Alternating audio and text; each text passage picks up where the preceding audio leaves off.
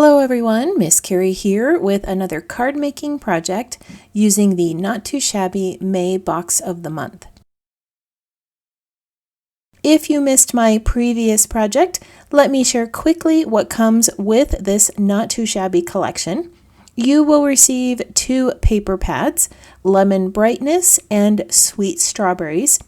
There are also 2 packages of ephemera, which coordinate with the pattern papers, and 3 stamp sets. As I create my cards today, I will bring in some additional supplies, and I will place those in the description below, along with a link to the Not Too Shabby shop. Let's start creating our 3 card backgrounds using the Lemon Squeezy stamp set. This is going to be a random pattern background using the lemon slice. I'm going to place my stamp onto the block upside down so that I can use the solid portion of the stamp as the fill color for the image. I'm using a second generation stamping technique. This means that I'm inking up the stamp, removing some of the ink on a scrap piece of paper, and stamping the image onto my cardstock with the remaining ink. This softens the color and will allow me to use the same ink as my outline image. I prefer to stamp my pattern on a bigger piece of cardstock. This allows me to trim it down to the desired size and select the portion of the pattern that is most visually appealing to me. I've gone ahead and finished stamping those solid pieces. Let's flip over the stamp and use it as intended to create an outline image. We'll be using the ink at full strength to create the stamped lemon slices. You'll notice that the tone-on-tone color scheme still stands out even against the circular image, thanks to that second generation stamping technique. These images could also be used to create other fruit slices. I think a mix of lemons, limes, and oranges would make a really cute card background or scrapbook page design. Alright, let's take a look at that lovely pattern we created. Isn't that so much fun? And it was so simple. Before I move on to the next background, I'm going to bring in another stamp with some blue ink. This leaf is going to be used to fill in some of the spaces and bring in one of the colors from the Lemon Brightness collection. To create a more randomized appearance similar to pattern paper, I rotate the image and intentionally let it go off the edge of my cardstock as I stamp this leaf. Now that the first pattern's complete, let's move on to the second. With this design, I will be using some craft cardstock and white pigment ink. I'm going to use 2 of the lemon images to create a chalk-like pattern on my paper. When using pigment ink, it's important to be cautious as it takes longer to dry and can easily smear while stamping. Pigment ink does not absorb into the paper like dye-based ink, rather it dries onto the surface of the paper. This results in a slightly longer drying time, but the colors are more vibrant. If your stamped images don't appear random, try rotating the stamp and fitting the images together to create a triangular pattern as you stamp. Alright, there is our second background image. I love the way that white ink looks on the craft paper. Let's move on to our third and final background. This is going to be a heat embossed image using that lemon branch stamp. Before I begin, I want to prep my cardstock with some anti-static powder. This will lessen the static and prevent the embossing powder from sticking on other places of the cardstock. Stamping multiple images with embossing ink is a process that should be done in stages. While the drying time for embossing ink is typically longer, the duration can vary depending on the paper you are using. To ensure that the embossing powder adheres to the ink before it dries, it's best to stamp a few images, add some powder, and repeat. This process not only guarantees that the powder will stick, but it also allows for better visibility of the images as you add more to your design. As I continue to stamp the images on this background, I would love it if you tap that subscribe button and let me know that you're new here.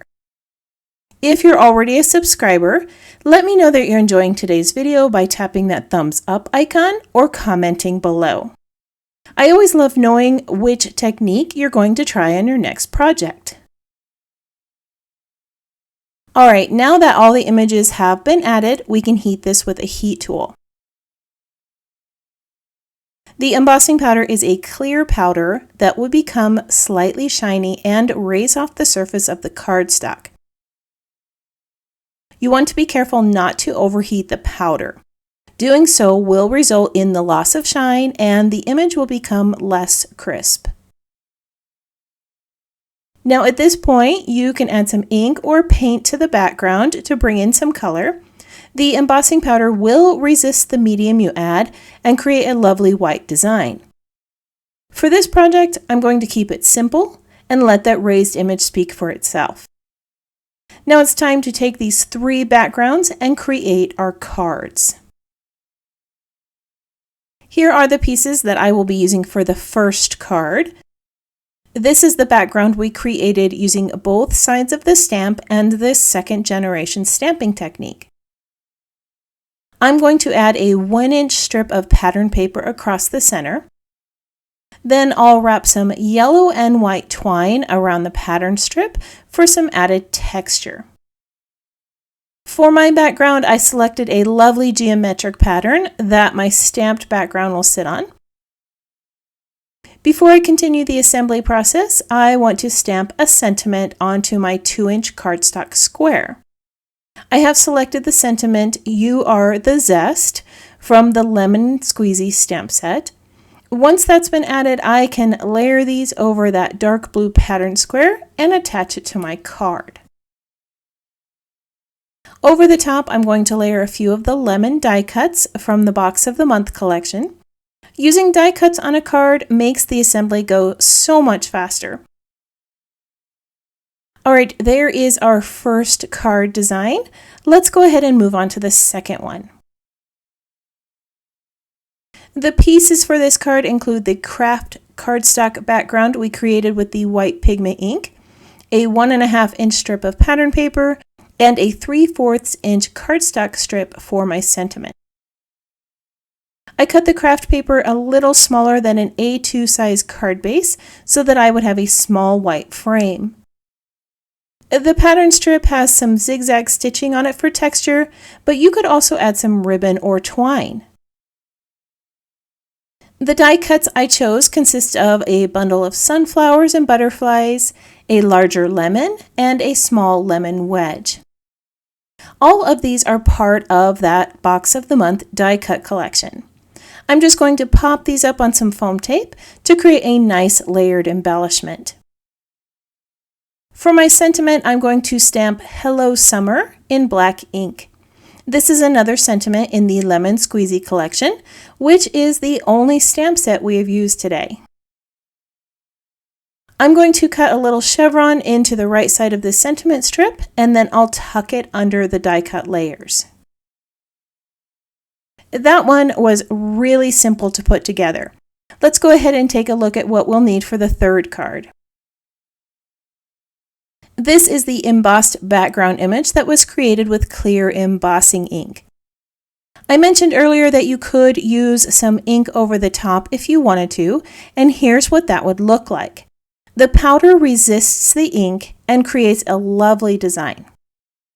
As I said, I'm leaving mine as is because I like the elegance of the design the powder created on this cardstock.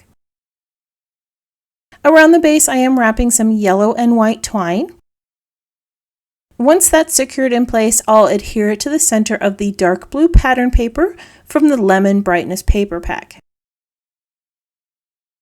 On the right side of the card, I'm going to layer a 3-inch by 2-inch piece of chevron pattern paper over some of the darker blue pattern paper.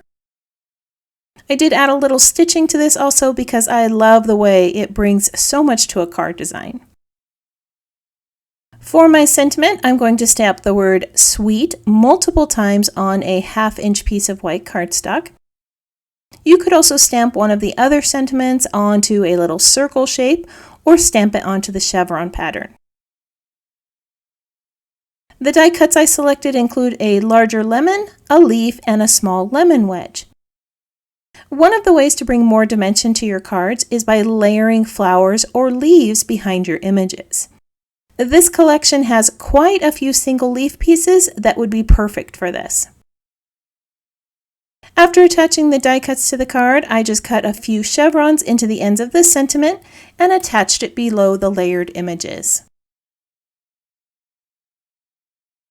Alright, let's go ahead and take a look at all 3 cards we created today. The first card was created using second generation stamping. I showed you how to use the back of your stamp as a filler and how to create a random pattern on your background. The second card is rather striking with that white pigment ink background. It looks so much like pattern paper, doesn't it? Can you believe how simple that was to create? The final card is such an elegant piece with the clear embossed images in the background. Again, you can add color to this with paint or ink, or just leave it as is like I did. All 3 of these card designs were created with a random stamped background pattern. Each technique is very simple and creates a striking design for your card making projects. By using random stamped background patterns, you can create beautiful card designs with ease. I hope that all of these projects inspire you today. If you would like to see more of my creations, you can visit my channel or follow Miss Carrie's Creations online. If you have any questions about the project or the supplies listed below, feel free to leave me a comment. I hope you have a wonderful week, and I can't wait to see what you create.